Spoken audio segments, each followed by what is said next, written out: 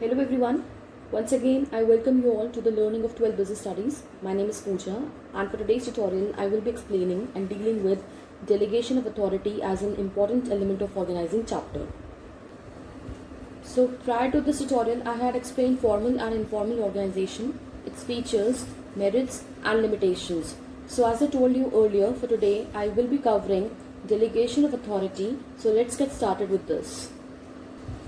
So delegation of authority refers to a process of sharing of tasks or responsibility and authority between a manager and his subordinate, which means that जब भी हम लोग delegation of authority की बात करते हैं, authority basically एक virtue of position से आप enjoy करते हो.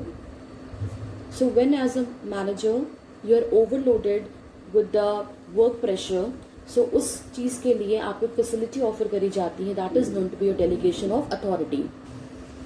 So when job or workload of a person grows beyond his capacity to manage, then of course he must share the responsibilities with subordinates for successful performance.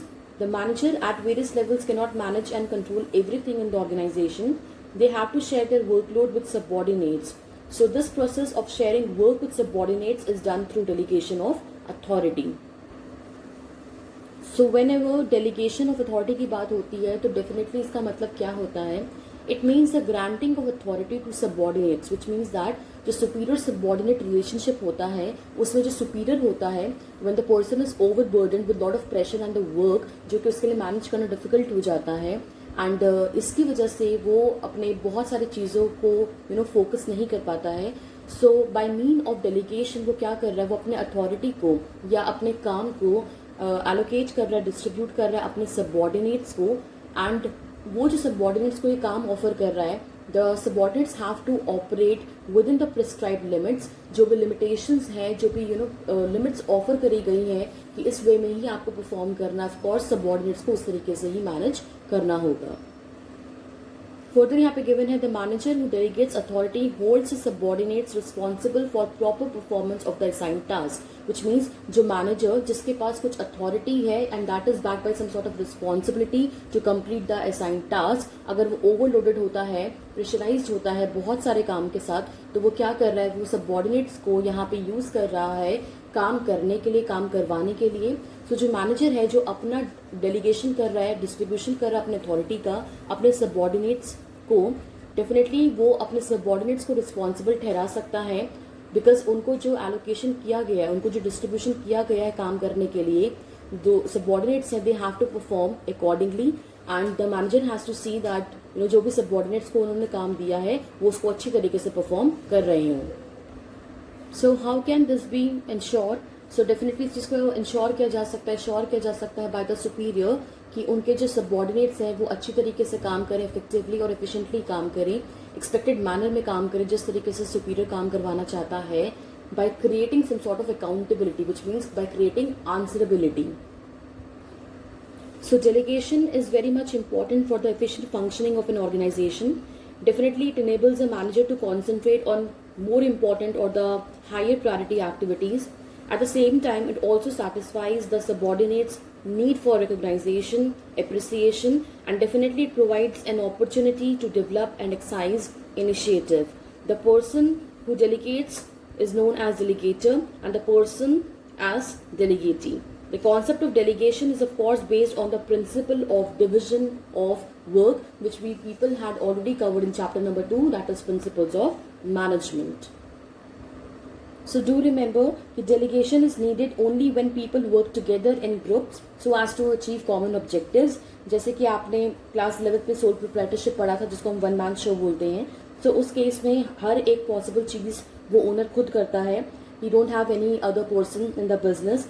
However, ये जो situation है वो यहाँ पे ये स्पेल आउट करती है कि डेलीगेशन करने के लिए ऑफकोर्स आपके पास कोई ना कोई होना चाहिए, डिस्ट्रीब्यूशन ऑफ वर्क करने के लिए आपके पास कोई ना कोई होना चाहिए.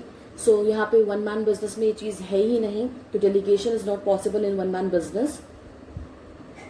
नेक्स्ट इम्पॉर्टेंट पॉइंट जो आपको नोटिस करना है या रिमेंबर करना है, दैट इज जो मैनेजर है जिसने अपना काम को डेलीगेट किया है विद द सबॉर्डिनेट्स, उसके बावजूद भी जो मैनेजर है वो अकाउंटेबल रहेगा अपने काम के लिए, बिकॉज एक्चुअल में जो टास्क उसने डिस्ट्रीब्यूट किया अपने सबॉर्डिनेट को या सबॉर्डिनेट्स को, दैट इज हिज और हर टास्क इवेंचुअली, वो उन्हीं का काम है। इसीलिए जो प्रोसेस ऑफ डेलीगेशन होता है वो कभी भी एक सुपीरियर को अपनी अकाउंटेबिलिटी से, अपने जो उसकी काम है उससे उसको रिलीव नहीं करता है। डेलीगेशन जो है वो यहाँ पे हेल्प आउट कर रहा है काम को करने के लिए, काम को करवाने के लिए, बट अल्टीमेटली जो मैनेजर है वो उसकी रिस्पॉन्सिबिलिटी होती है, वो अकाउंटेबल होता है अपने काम के लिए जो कि उसने हेल्प आउट किया है या हेल्प आउट लिया है अपने सबऑर्डिनेट्स का, so as to complete the task. So now let's cover the process और द एलिमेंट्स ऑफ डेलीगेशन, कि जब भी डेलीगेशन होता है तो उसके अंदर क्या क्या कॉम्पोनेंट्स प्रेजेंटेड होने चाहिए। सो बेसिकली 3 ऐसे कॉम्पोनेंट्स या एलिमेंट्स हैं जो कि इंपॉर्टेंट पार्ट हैं। पहला है आपका authority, next is responsibility and the third one is your accountability. So इसको cover. So authority is basically one of the important element in the process of delegation. So authority is the right or power granted to an individual so as to facilitate the performance of the assigned task. So जब भी कोई job position आपको offer करी जाती है, so of course उस job position पे या डेजिग्नेशन के through you get some sort of authority, and by mean of that authority आपको एक पावर मिलता है जिसको आप यूज करते हो so as to take decisions, and वो जो decisions होते हैं वो definitely affect करते हैं या influence कर सकते हैं the activities of other people or the individual जिसको आप इंस्ट्रक्ट करते हो। And authority is that part which influence the conduct of other, which means जो भी आप डिसीजन लेते हो because of your authority, so definitely उसका इम्पैक्ट जो होता है वो किसी न किसी अदर सबऑर्डिनेट या अदर ग्रुप ऑफ इंडिविजुअल्स के ऊपर फॉर श्योर पड़ता है। सो whenever a manager assigns some sort of his responsibility to any of the subordinate, he should also grant some sort of his authority so as to complete the task, so as to provided by the subordinate. The subordinate needs authority to make decisions and to carry out the responsibility given by the superior. The authority must be clearly stated. It flows downward as superior has authority over his subordinates. एक effective delegation के लिए जो authority आपको grant करनी होती है, that has to be backed by the responsibility, as authority and responsibility must go hand in hand, वो साथ में जाना चाहिए। अगर अथॉरिटी को अगर आप ज़्यादा ग्रांट कर देते हो as compare to the responsibility, definitely जो आपका सबऑर्डिनेट है वो उसको मिसयूज कर सकता है, या अगर आपने रिस्पॉन्सिबिलिटी को ज़्यादा दे दिया as compare to the authority, तो डेफिनेटली वो जो इंसान है, वो जो इंडिविजुअल है, वो जो पर्सन है, वो इनफेक्टिव होगा, बिकॉज उसके पास वो एनफ ऑफ द अथॉरिटी नहीं होगी अपने काम को कंप्लीट करने के लिए। इसीलिए कहा जाता है कि authority and responsibility must go hand in hand. So next element in the process of delegation is the responsibility. So responsibility is the obligation of a subordinate to perform properly the assigned duty. So जो भी task यहाँ पे एक superior अपने subordinate को hand over करता है, distribute करता है, उसके बाद वो जो subordinate है उसकी obligation बन जाती है, वो bound हो जाता है उस काम को perform करने के लिए in the way जिस तरीके से उसको कहा गया है perform करने के लिए। When a superior issues order, it becomes a responsibility for the subordinate to carry it out. So जैसे कि आपको पता है कि जो responsibility है, it arises out of your superior subordinate relationship, और जहाँ पे superior जो है, जब भी वो कोई responsibility, जब भी वो कोई काम distribute करेगा अपने subordinate को, तो of course वो उस subordinate के लिए उसकी responsibility बन जाती है, and the person has to carry out in the same way जिस तरीके से उसको instructions मिली है by the superior. Do remember जो रिस्पॉन्सिबिलिटी होती है वो अपवर्ड डायरेक्शन में फ्लो करती है, as every subordinate is responsible to his superior. जैसे कि हमने देखा था in the case of your authority, जो अथॉरिटी है वो कैसे फ्लो करती है, वो इट फ्लोज डाउनवर्ड, बट जब हम रिस्पॉन्सिबिलिटी की बात करते हैं it flows upwards. Third element is your accountability है, जिसको हम आंसरेबिलिटी भी बोल सकते हैं। सो अकाउंटेबिलिटी या आंसरेबिलिटी बेसिकली तब एराइज होती है जब एक सुपीरियर अपने सबऑर्डिनेट को कोई टास्क को असाइन करता है, एंड उसके बाद उस टास्क की परफॉर्मेंस के लिए वो जो सबऑर्डिनेट होता है वो रिस्पॉन्सिबल होता है, वो अकाउंटेबल होता है, वो आंसरेबल होता है, and the person has to answer to his superior कि उसने किस तरीके से काम किया है, चाहे वो अच्छा काम हो चाहे वो बुरा काम हो, which means I am talking about the success factor और the failure factor. So once authority has been delegated and responsibility has been accepted, one cannot deny the accountability factor, because accountability arises by virtue of delegation of authority, but it cannot be delegated. And अगर accountability की बात करें तो accountability हमेशा flow करती है upward direction में, that is from a subordinate to a superior. A subordinate is accountable to superior. But keep this in your mind that even after the delegation of authority, superior is accountable if the subordinate fails to perform the delegated work. So अगर यहाँ पे कोई काम आपको as a subordinate offer किया गया है करने के लिए, and if you failed out to perform in the desired manner, but still ये जो डेलीगेशन के बावजूद भी, जो आपने डेलीगेशन ऑफ अथॉरिटी को पूरा समझा है उसके बावजूद भी, so the superior is accountable in this case also. So let us understand one of the basic and essential principle जिसके ऊपर delegation of authority जो है वो heavily depend होती है. So it is principle of your accountability or absoluteness of your accountability. So authority can be delegated but responsibility or accountability cannot be delegated by a manager, which means that आप अपने authority को तो share कर सकते हो, power to take decisions तो आप share कर सकते हो to an extent with your subordinate, but जो आपकी खुद की responsibility होती है, that is backed by the authority जिसको आप hold करते हो, and the answerability factor कि whether you have done the task in the desired manner जिस तरीके से आपको बोला गया था as a superior to perform, वो आप यहाँ पे delegate नहीं कर सकते हो अपने subordinate के साथ, ना share कर सकते हो. The authority granted to a subordinate can be taken back and re-delegated to another person. जो भी अथॉरिटी किसी भी रिस्पेक्टिव सबऑर्डिनेट को ऑफर करी गई होगी so as to complete the task as assigned by the superior, वो कभी भी उससे वापस ले ली जा सकती है. एंड दूसरे किसी भी ह्यूमन रिसोर्स को या दूसरे किसी भी आपके सबऑर्डिनेट को उसको आप रीडेलीगेट कर सकते हो, उसको ऑफर कर सकते हो. The manager cannot escape from the responsibility for any default or mistake on the part of his subordinates. Do remember कि अगर उसने काम करने के लिए अपने subordinates को दिया है, but ultimately the task is of course of that superior only. So इस केस में जो भी रिस्पॉन्सिबिलिटी होती है of course a person has to take, whether आपके सबऑर्डिनेट ने अच्छा काम किया है, बुरा काम किया है, बट एट द एंड आप अकाउंटेबल है इस चीज़ के लिए. सो इसको रिलेट करते हैं एक एग्जाम्पल के through. For example, if the chief executive asks marketing manager to achieve a sales target of sales of 100 units per day, तो जो चीफ एग्जीक्यूटिव है उसने मार्केटिंग मैनेजर को ये बोला है that the person has to attain a sales target of 100 units per day. The marketing manager delegates this task to his deputy sales manager who fails to achieve the target. तो marketing manager ने क्या किया, further अपने इस task को, इस objective को, ये जो कि स्पेल्ड आउट हुआ था by mean of chief executive, उसको दे दिया है to the deputy sales manager who fails to achieve the target. So जो डिप्टी सेल्स मैनेजर है उसने इस टारगेट को अटेन नहीं कर पाए. Then marketing manager will be answerable for the work performance of his subordinates. So as ये काम एलोकेट या डिस्ट्रीब्यूट हुआ था to the marketing manager, further उन्होंने डेलीगेट किया था काम अपना. सो अगर उनके सबऑर्डिनेट्स में अच्छी तरीके से काम नहीं किया या the person failed out to perform, so इस केस में भी जो आंसरेबिलिटी रहेगी वो ऑफकोर्स किसकी रहेगी, मार्केटिंग मैनेजर की रहेगी. Now let us cover the difference between authority, responsibility and accountability.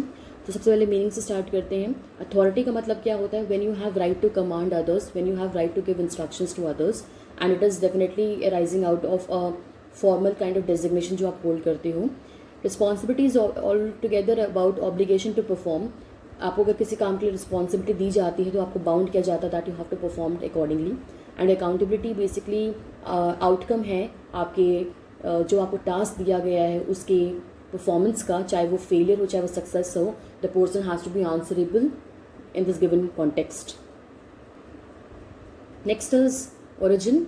So authority कहाँ से राइज होती है, of course from the formal position. जैसे मार्केटिंग मैनेजर है, आपका डिप्टी सेल्स मैनेजर है, एचआर मैनेजर है, जो भी डेजिग्नेशंस होती हैं वो अथॉरिटी को होल्ड करती हैं. सो रिस्पॉन्सिबिलिटी ऑफ कोर्स कहाँ से आता है, अराइजेस फ्रॉम डेलीगेटेड अथॉरिटी. अगर कोई आपको कोई काम देता है उसको अगर आप डेलीगेट करते हो, डिस्ट्रीब्यूट करते हो, तो आपकी रिस्पॉन्सिबिलिटी वहाँ से अराइज होना स्टार्टअप हो जाती है. एंड अकाउंटेबिलिटी किस तरीके से होती है, जब आपको कोई काम दिया जाता है तो ऑफकोर्स उस काम की परफॉर्मेंस के लिए आप आंसरेबल होते हो. Next we have flow factor. So flow में हम पढ़ेंगे कि अगर हम बात करते हैं आपकी अथॉरिटी की, that is downward from superior to subordinate. So authority जो है वो डाउनवर्ड डायरेक्शन में फ्लो करेगा, एक सुपीरियर से होता हुआ एक सबऑर्डिनेट तक पहुंचेगा। And when we talk about the responsibility factor, then of course ये अपवर्ड डायरेक्शन होगा, जैसे मैंने आपको पहले बताया था। एंड अकाउंटेबिलिटी जो है वो upward from subordinate to superior. तो जो सबऑर्डिनेट है, of course the person is responsible to perform some task और द अदर, जो उसको असाइन किया गया होगा। सो उसको परफॉर्म करने के लिए, उसके फेलियर या उसके सक्सेस के लिए द पर्सन इज आंसरेबल और accountable. Next is withdrawal factor. So authority में क्या होगा, it can be withdrawn any time by giving notice. अगर आपने किसी के साथ अपनी अथॉरिटी को शेयर किया है, सो ऑफकोर्स आप उससे कभी भी वापस ले सकते हैं। जब बात करते हैं हम लोग रिस्पॉन्सिबिलिटी की, so it cannot be withdrawn once created. अगर आपने किसी बंदे को एक बार रिस्पॉन्सिबल बना दिया किसी काम के लिए, सो उतना ईजिली आप उसको वापस से रीडायरेक्ट नहीं कर सकते हो। And when you have created some sort of accountability, so that cannot be withdrawn once created. The person is of course answerable to this. अगर आपको काम मिला है तो वो आपका काम है, आप ही answerable रहोगे उस काम के लिए। So now let's cover the importance of delegation of authority, which means that जब भी delegation of authority की बात करते हैं तो ऐसा क्या चीज़ है जो कि उसको इतना valuable बना देती है।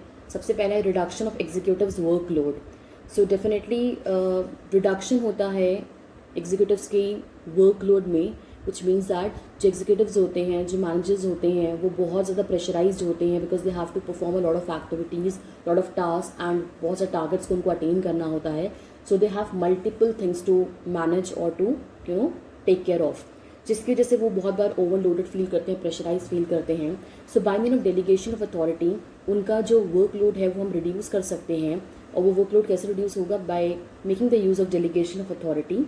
सो जो डेलीगेशन है, it gives executives more time for strategic planning and to create policies, of course. So it enables the manager to assign the routine kind of jobs to be performed to his subordinates. And of course यहाँ पे जो manager है, जो executive है, the person can concentrate on key attribute areas or the broad challenges and opportunities in the organization जो कि उसको मिल सकती है explore करने के लिए। So जो next factor which is the valuable thing for the delegation of authority, that is ये एम्प्लॉय की डेवलपमेंट को प्रमोट करता है।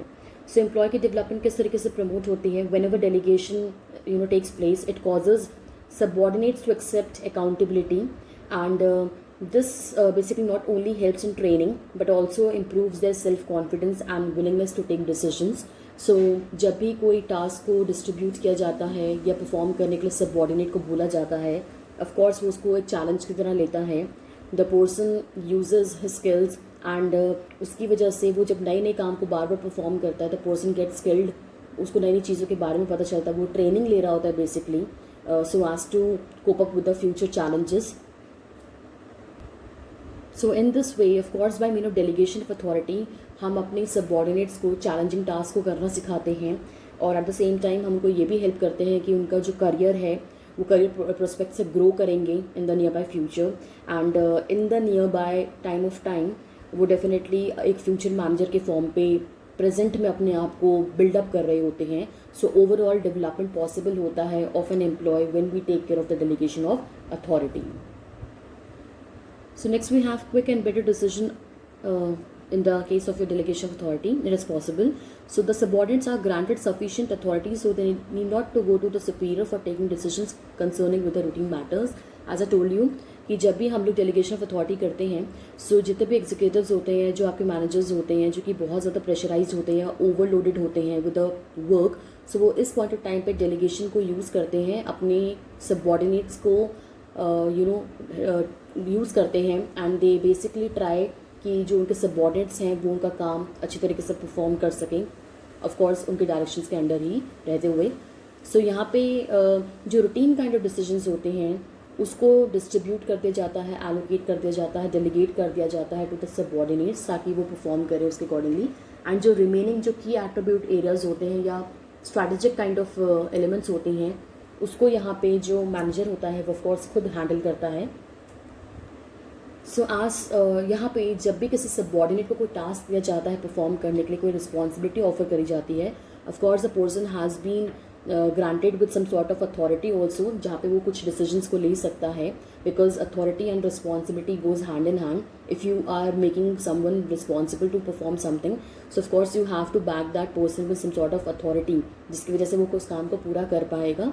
सो इस वजह से जो सुपीरियर्स हैं उनको बार बार आंसर नहीं करना पड़ता है, या बार बार रूटीन काइंड ऑफ डिसीजंस में इन्वॉल्व नहीं होना होता है जो कि उनका सबॉर्डिनेट टैकल कर रहा होता है, जिसकी वजह से जो डिसीजन मेकिंग होती है वो काफ़ी ज़्यादा क्विक होती है और स्पीडी हो जाती है. Next we have high morale of subordinates. So definitely delegation motivates the subordinates to work with great kind of responsibility. Delegation shows the trust and confidence of a superior on his subordinate, of course. It provides him satisfaction in terms of recognition, opportunity and interaction with superiors. So ये overall जो process होता है वो boost करता है the moral factor of the dedicated workforce जो कि उनके पास presented होती है. So इसके थ्रू हम लोग अपने subordinates की जो need factor है, चाहे वो रिकॉग्नाइजेशन हो, एप्रिसिएशन हो, अपॉर्चुनिटी प्रोवाइड करवाना हो, या किसी चैलेंजिंग टास्क को ऑफर करना हो, ये सारी चीज़ें पॉसिबल होती हैं by mean of delegation of authority, जिसकी वजह से जो आपका एक सबऑर्डिनेट होता है या जो आपका वर्कफोर्स होता है वो काफ़ी ज़्यादा बूस्टेड रहता है to perform better. So next we have better coordination. So जो तीनों एलिमेंट हैं डेलीगेशन के, that is authority, responsibility and accountability, ये हेल्प आउट करते हैं to clearly define what is the power, duties and answerability factor to related to various job positions. So it provides clarity in duties to be performed and इसकी वजह से जो overlapping या duplication of work होता है वो promote बिल्कुल भी नहीं होता है. एंड ये जो क्लैरिटी है वो हेल्प करती है to maintain effective kind of coordination among the various department, people, functions, superior and subordinate, जिसकी वजह से एक ऑर्गेनाइजेशन में अच्छा वर्किंग एनवायरनमेंट क्रिएट होता है and definitely systematic approach follow होती है so as to attain organisational objectives. So that was all about the delegation of authority. So let us recapitulate it once कि हमने क्या कवर किया आज के ट्यूटोरियल में. So I basically initiated with delegation of authority, the meaning and the concept of it. Further मैंने आपको relate करवाया with the process or the elements of delegation, wherein we people covered the three elements, that is authority, responsibility and accountability. And further I told you about कि जो आपका principle of accountability है या absoluteness of accountability है, it is presented in the case of delegation of authority process. Further we basically differentiated between the authority, responsibility and accountability factor. And lastly हमने correlate किया with the importance of delegation of authority. So this was all about delegation of authority. So thank you so very much.